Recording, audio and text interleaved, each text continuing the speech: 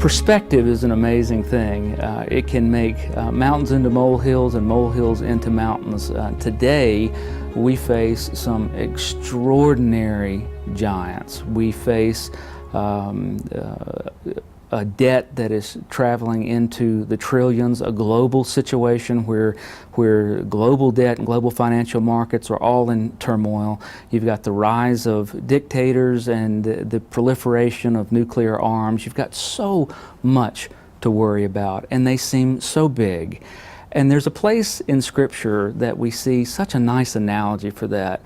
It's when all of Israel stood with their knees knocking together, afraid of an army that stood before them because they had a champion named Goliath.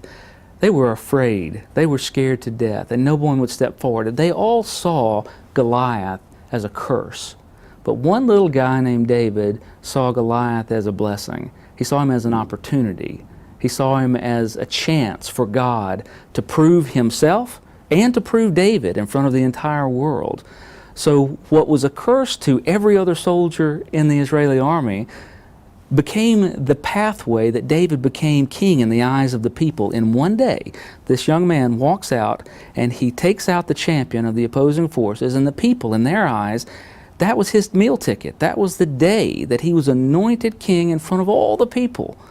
For us, we can approach it. See, this is what faith does. It shifts the perspective, and all of these things that look like they're insurmountable, that look like they are death being served up cold, are really an opportunity for a living God to say, look what I can do through a few willing people. I can find the Davids, I can find the Daniels, and if they've got the faith, to look these things in the eye, I'll use them to feed my people, I'll use them to lead my people, I'll use them to do exactly what I did through David and show the entire world that there is a God in heaven.